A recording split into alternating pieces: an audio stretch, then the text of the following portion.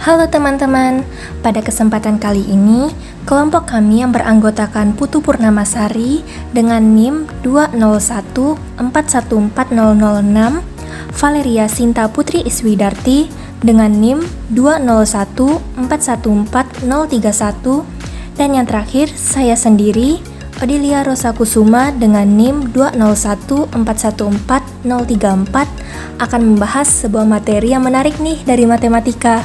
Teman-teman pasti pernah mendengarkan tentang sandi atau password. Dalam matematika, sistem persandian memiliki istilah kriptografi. Sebagaimana yang bisa teman-teman baca di slide, kriptografi adalah ilmu dan seni untuk menjaga kerahasiaan pesan. Bisa dikatakan pula bahwa kriptografi adalah sebuah ilmu menyandikan dan mengacak suatu pesan untuk menjaga keamanan dari isi pesan tersebut.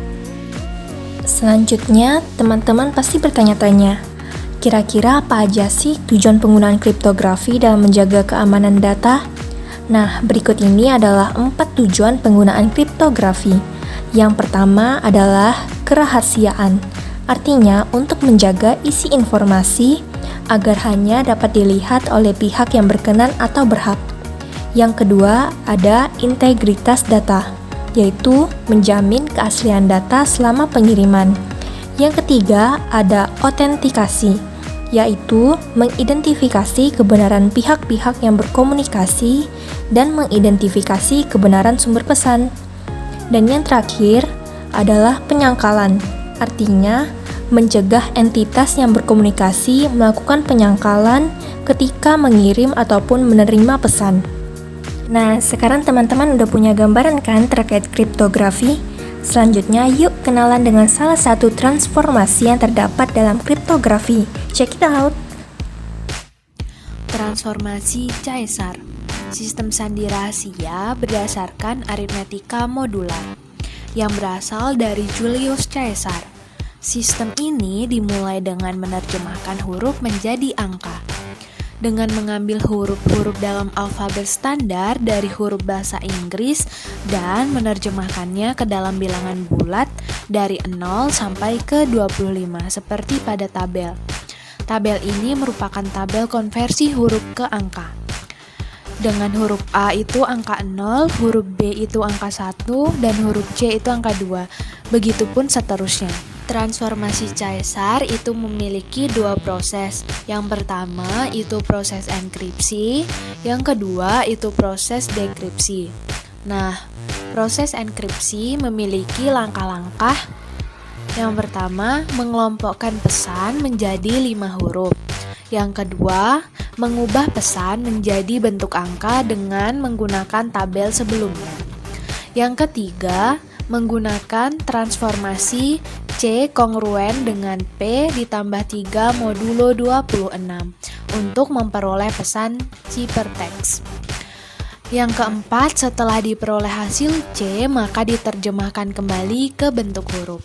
Yang kedua, proses dekripsi. Dengan langkah-langkah, yang pertama, mengelompokkan pesan menjadi 5 huruf. Yang kedua, mengubah huruf menjadi bentuk angka dengan menggunakan tabel sebelumnya.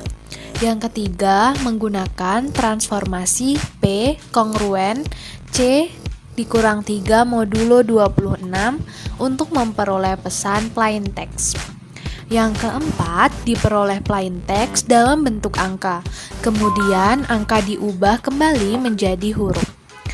Yang kelima, susun huruf sehingga mempunyai arti. Deskripsi pesan dalam kriptografi. Coba dan pahami soal dan pembahasan berikut ini. Deskripsikan pesan DULRK, DVDEL, JVHFO, HWDER, XWKLV, OLIH menggunakan transformasi Caesar. Berikut pembahasan yang akan saya sampaikan. Langkah pertama, kelompokkan pesan menjadi 5 huruf. Jika kita lihat pada pesan ini, kita ketahui bahwa pesan tersebut sudah membentuk kata yang terdiri dari 5 huruf. Sehingga kita langsung dapat menuju ke langkah yang kedua, yaitu mengubah huruf-huruf tersebut menjadi angka dengan catatan huruf A sama dengan 0, sehingga nanti untuk huruf Z sama dengan 25. Untuk kata pertama diperoleh angka-angka 3, 20, 11, 17, dan 10. Untuk kata kedua diperoleh 3, 21, 3, 4, dan 11.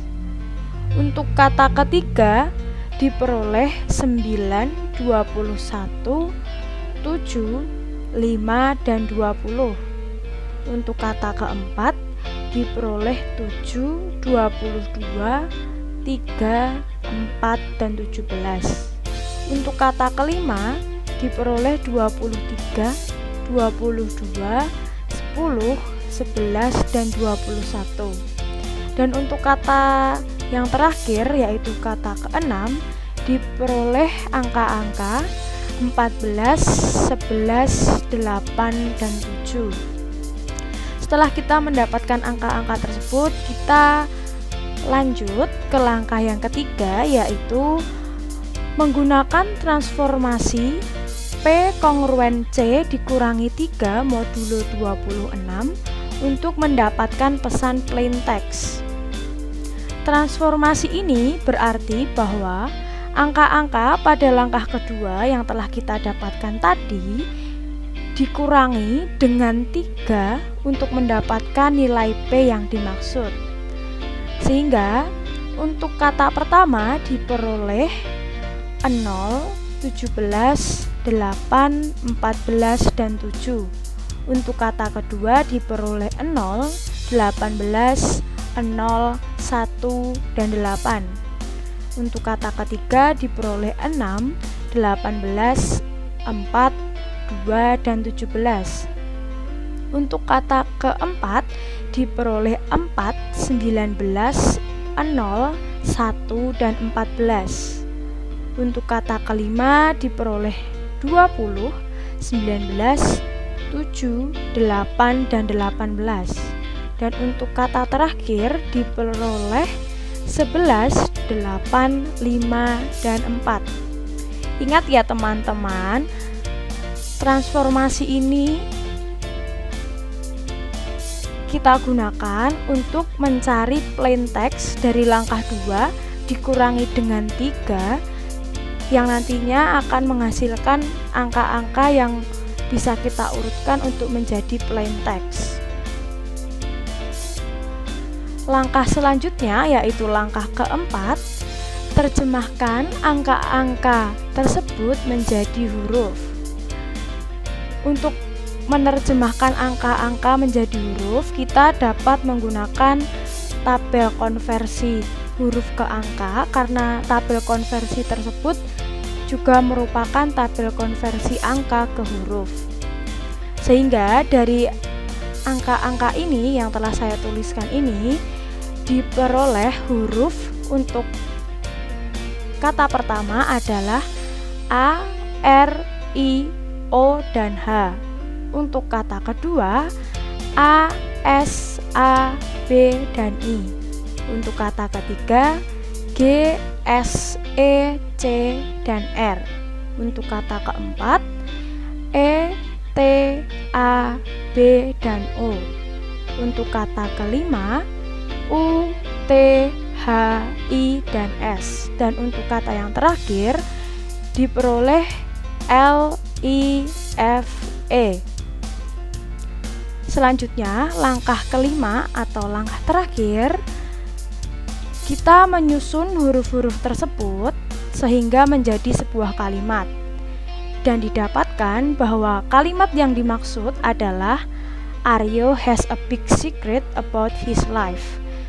Kalimat ini merupakan kalimat pesan asli yang sebenarnya dikirimkan oleh pengirim pesan. Demikian yang dapat kami sampaikan. Apabila terdapat kesalahan dalam pengucapan, kami mohon maaf dan terima kasih semuanya.